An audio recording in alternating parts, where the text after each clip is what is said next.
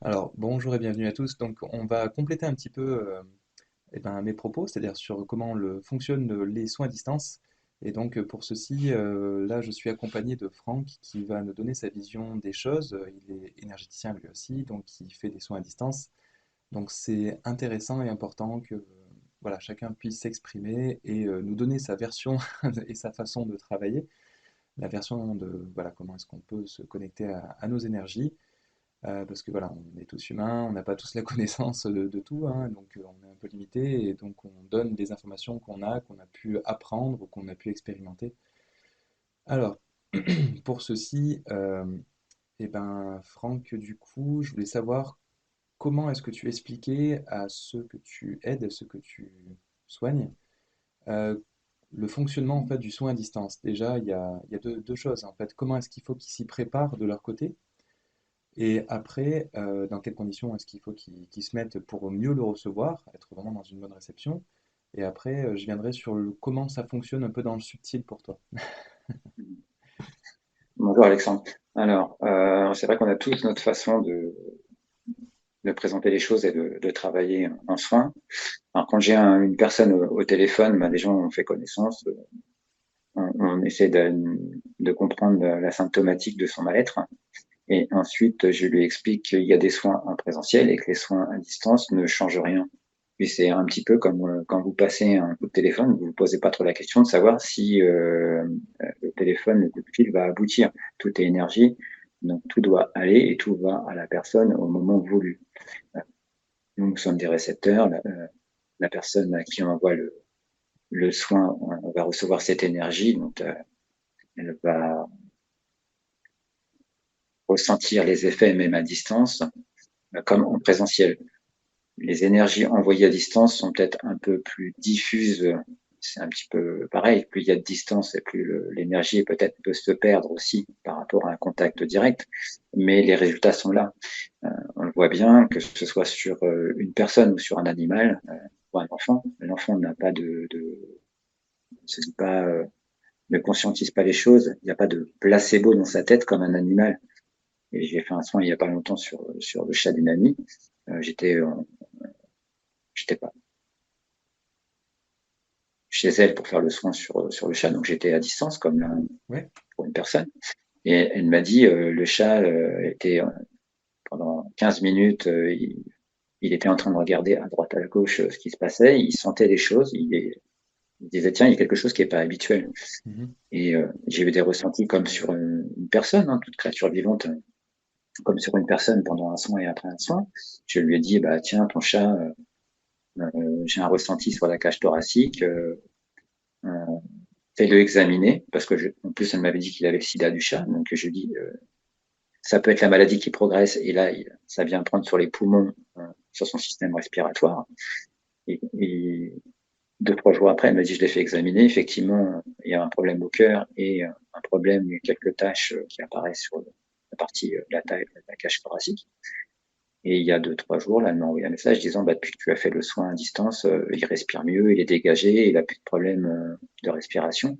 Voilà, on a les mêmes sensations sur un animal, les mêmes perceptions, les mêmes ressentis que sur une personne. Après, les personnes, je leur dis, quand je fais un soin, je leur dis, bah, si vous avez la possibilité d'être chez vous, d'être détendu, parce que souvent je fais des soins quand même assez tard le soir, j'aime bien cette ambiance et les énergies de la nuit, mais je leur dis après, si vous devez faire des choses, l'énergie ira où elle doit aller.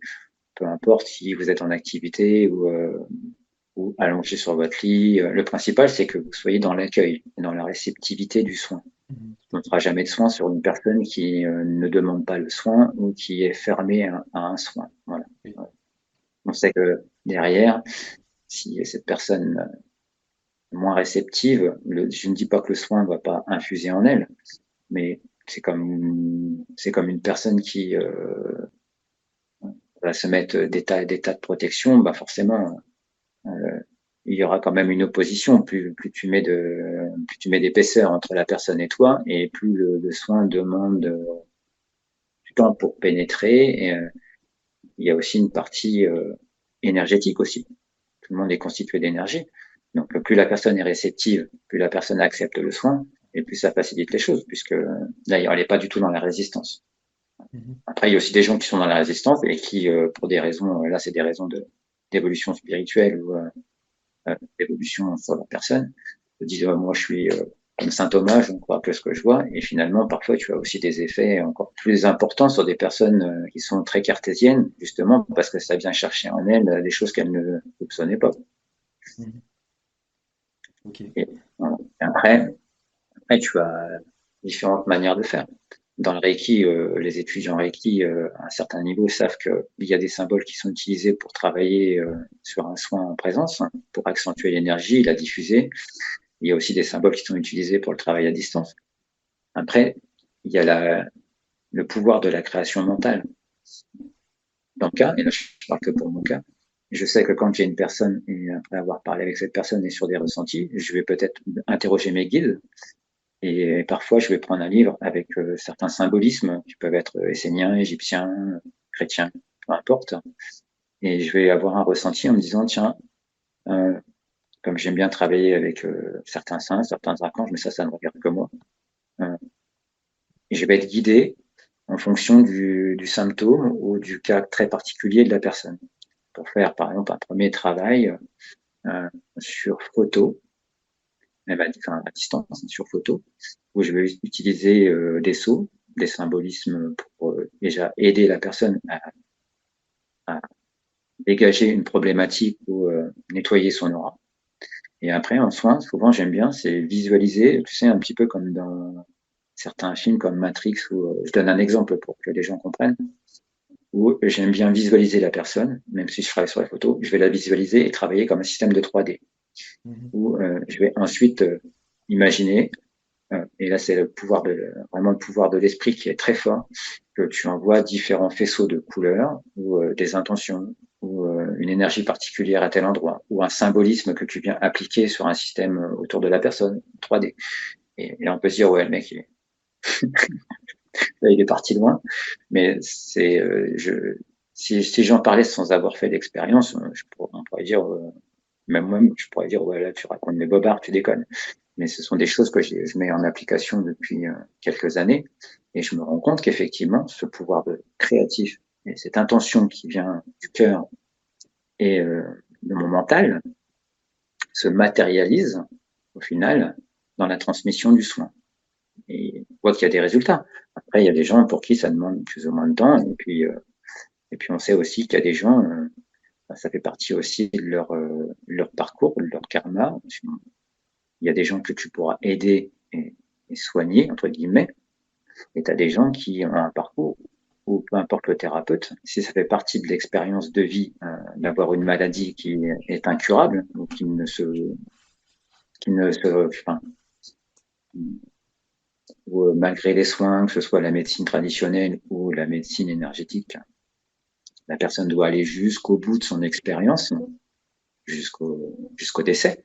Malheureusement, là, tu peux faire appel à toutes les méthodes énergétiques. Ça fait partie d'une autre règle karmique. Après, on voit que toi, comme d'autres, comme moi, effectivement, ce n'est pas de la fantaisie, c'est pas du spectacle, c'est pas.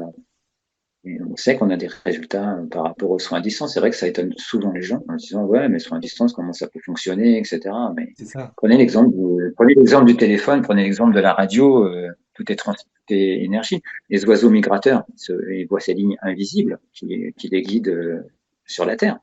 Bon, bah là, nous sommes tous reliés et tout marche aussi par réceptivité, énergie, comme une toile d'araignée. Voilà. Après, je sais pas ce que tu en penses, hein, dis-moi, mais Ah oui, tout à fait, mais tout à fait, ouais, c'est ça. Après, effectivement, on peut pas soigner tout le monde. Chacun a des choses à vivre et puis chacun est créateur aussi, hein. On est tous hein, pareils, hein. On crée des choses, donc on peut créer nous dans l'énergétique des choses qui vont permettre d'aider l'autre, qui s'ouvre à ça, on va dire, donc qui l'autorise nos interactions pour l'aider, pour essayer d'amener quelque chose sur le plan énergétique. Mais il y a des gens qui vont aussi se créer des problématiques, donc qui vont devenir récurrentes. Et donc, bah, malgré qu'on fasse un soin, ça va aider un temps, et après, bah, elles vont se régénérer le problème, donc du coup, ça va revenir à un moment donné. Donc, d'où l'importance d'avoir aussi des guidances, ou d'avoir en tout cas des conseils qu'un énergéticien peut donner, ou alors qu'un médium peut donner aussi au travers de guidances, pour vraiment qu'on puisse pointer du doigt la problématique d'origine et ensuite que la personne puisse travailler dessus. Donc, Mhm. énergéticien, on fait la moitié du job à court terme, mais après, l'autre moitié C'est vrai, du travail, ça va être la personne elle-même, qu'elle puisse travailler sur elle-même c'est ça. et corriger ce qu'elle Ouais, a. c'est ça. Mais Mhm. effectivement, je Et ça partage marche. le principe que les soins à distance bah, fonctionnent, oui, parce que on voit bien les résultats. Pour certaines choses, il y a des énergéticiens qui préfèrent le faire à distance parce qu'ils trouvent ça plus puissant, plus fort. Parce que ben, ils n'ont pas l'influence de la personne en direct, le regard, il y a des choses voilà, sur lesquelles on va pouvoir se concentrer pleinement sur ce qu'on fait. Après, pour d'autres choses, je sais que personnellement, je préfère le présentiel, mais c'est pas forcément pour la partie énergétique. C'est par exemple ben, pour tout ce qui est encens, pour tout ce qui est sonothérapie, des choses comme ça. Bon, là, c'est vrai que c'est un peu mieux de le faire en présentiel, mais bon, c'est une petite partie des choses, quoi. Puis après, en lithothérapie, bon, tu peux le travailler un peu à distance, mais bon, c'est surtout, enfin, je préfère le faire en présentiel aussi. Bon, après, il y a plein de petites choses comme ça. Mais sinon, vraiment pour le principal, vraiment pour le soin énergétique en lui-même, c'est vrai que normalement, il n'y a pas de différence entre présentiel et distance. Enfin, il y a peut-être une légère différence, mais sur certains critères, c'est posé un peu mieux, sur d'autres, c'est un peu moins bien. Enfin, bon, globalement, c'est à peu près pareil, quoi. C'est ce qu'on ressent aussi quand on le fait. D'accord. Ouais, je te rejoins. Je te rejoins sur le soin, par exemple, en présentiel. Effectivement, là, tu vois la personne qui est devant toi, et sur qui tu vas faire ton soin. Je sais que pour un soin en présentiel, ça peut me demander 1 heure et demie jusqu'à 2 heures. Ça peut être très long, quoi. Mais tout va dépendre de la personne et au départ de l'accueil, de ses résistances, de ses peurs, de ses craintes.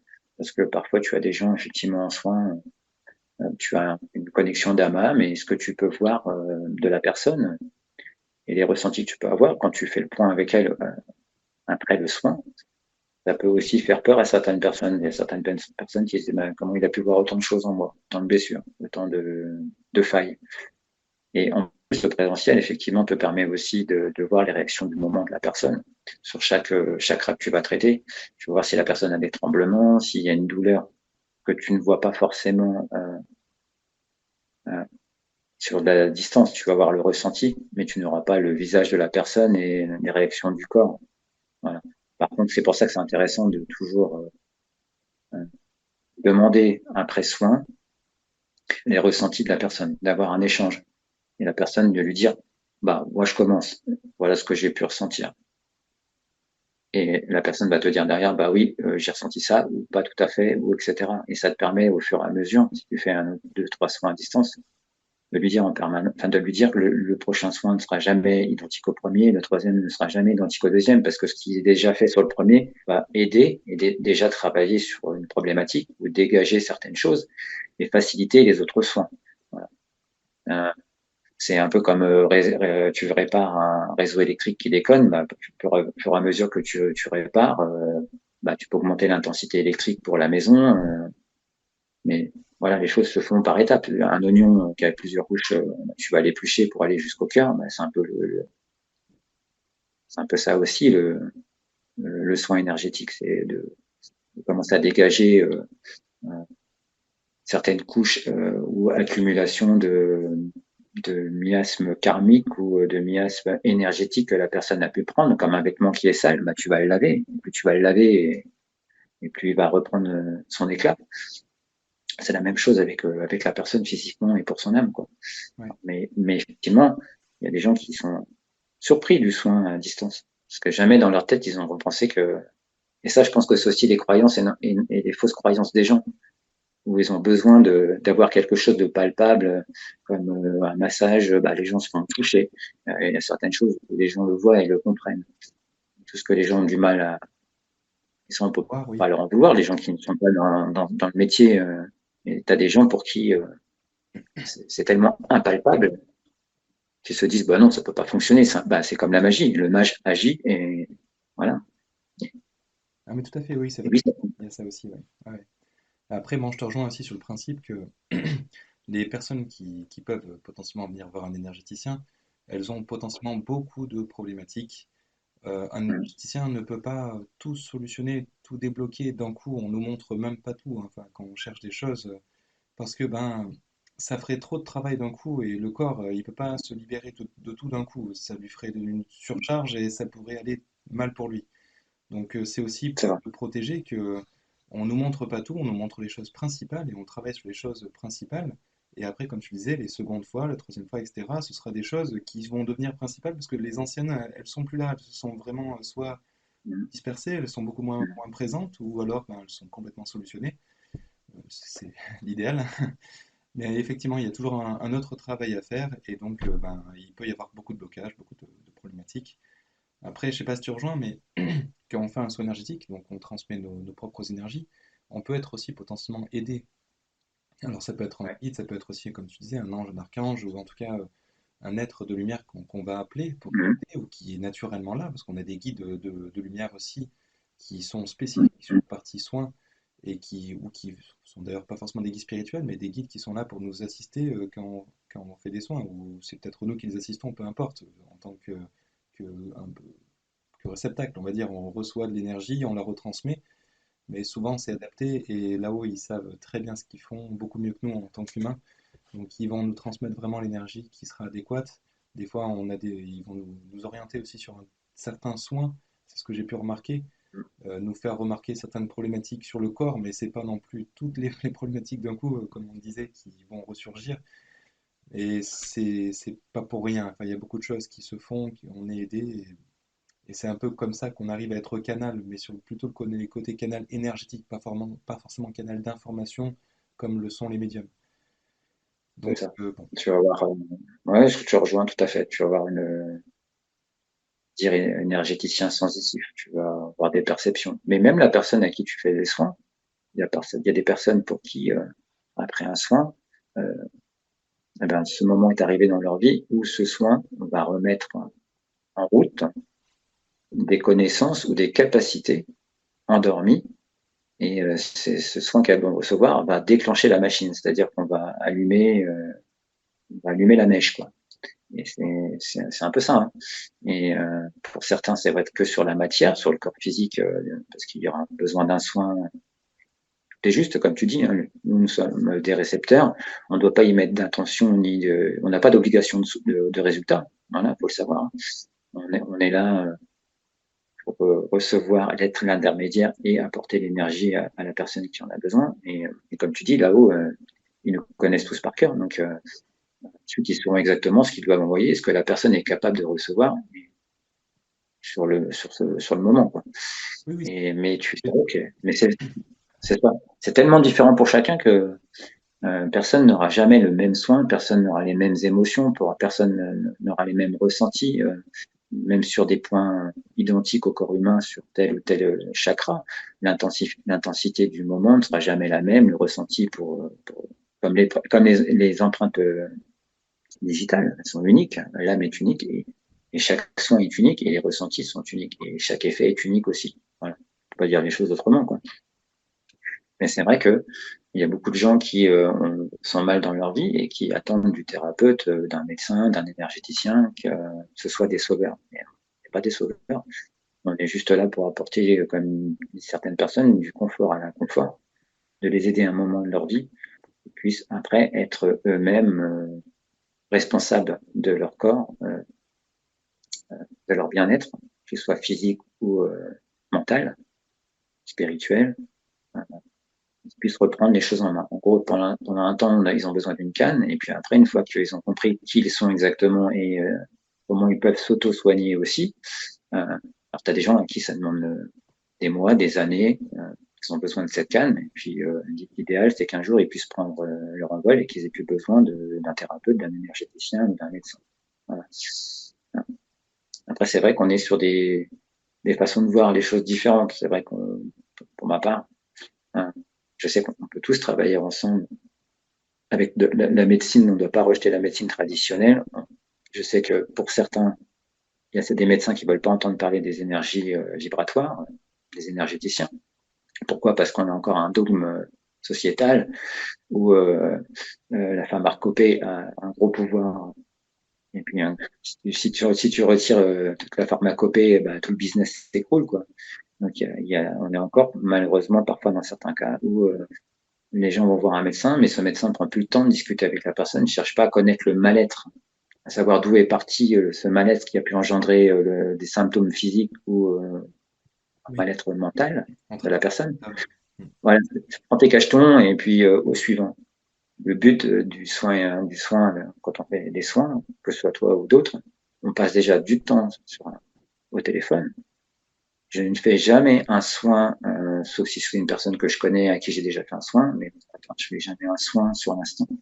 J'aime bien discuter avec la personne, lui dire bah, depuis quand vous avez ce symptôme. On va essayer de comprendre, remonter, la faire travailler pour qu'elle prenne conscience qu'elle a pu avoir un symptôme physique à un moment de sa vie où il y a eu un choc émotionnel, où il y a pu y avoir une déception amoureuse, un licenciement, etc. Et tout est engendré souvent dans l'inconscient et il s'est passé quelque chose qui ensuite a un impact sur le corps. Donc, on va discuter, on va essayer de comprendre la problématique, on va essayer de la faire raisonner, que les choses viennent d'elles-mêmes. Et parfois, tu lui dis, mais vous voyez, vous avez mis le point sur quelque chose. C'est vous qui venez de dire, et dans votre question, vous avez déjà la réponse, quoi. Mm. Donc, en gros, après, tu vas l'aider à approfondir les choses. Et puis après, tu lui dis, bah, écoutez, en fonction de la problématique, on peut peut-être faire aussi un soin énergétique pour effectivement com compléter, complémenter notre premier rendez-vous. Et puis, parce que tu vas ressentir que le soin énergétique peut l'aider sur le moment. Mais parfois, tu ne vas pas faire un soin, tu es juste là pour faire comprendre la problématique à la personne. Parce qu'on dit tout le temps que le premier ou d'autres, on dit tout le temps à une personne, euh, si la personne n'est pas prête à être aidée, à céder, à laisser derrière elle tous les poisons physiques, mentaux, qui l'empêchent d'avancer ou qui impactent sur sa vie et qui l'impactent physiquement ou mentalement, ça mettra du temps ou ça ne se fera pas. Parce qu'il faut qu'il y ait un travail d'ensemble. Comme tu disais tout à l'heure, on n'est pas là pour sauver les gens. C'est un travail d'ensemble. Si la personne ne souhaite pas faire ce travail sur elle-même, euh, ce sera compliqué pour elle d'avancer ou de se soigner, quoi. Ouais, tout à fait. Ouais, ouais. Ok. Bon, ben, merci en tout cas pour ta vision de la chose. Ça me permettra de compléter Bon. un petit peu. Ouais, comme je dis, hein, c'est ma vision, hein. Ouais, ouais, ça, mais après chacun sa vision. Mais c'est ce qui est important, c'est de compléter un petit peu et que chacun puisse exprimer, donner sa vision des choses. Mais bon, en même temps, on se rejoint sur beaucoup de choses, hein. Donc, ok, mais merci en tout cas de partager ça Bah, avec tout le monde. de rien. C'était un plaisir. Et puis, bah, écoute, à bientôt pour d'autres sujets. Ouais, ça marche. Et puis, je te dirais même que si les gens, par rapport à la vidéo, ont des questions à nous poser par rapport à l'entretien de ce matin, hein, s'il y a des choses qui les interpellent quelque part, bah, qu'ils n'hésitent pas non plus à nous laisser des messages, hein. On est là pour aussi pour répondre, hein.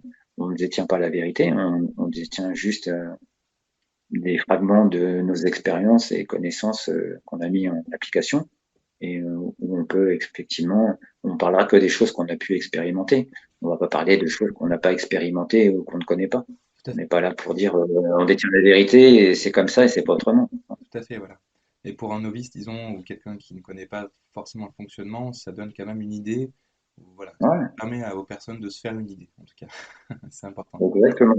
Exactement. Ok, bah merci en tout cas et à bientôt. Bah, de rien. À bientôt. Bonne journée. Bonne journée.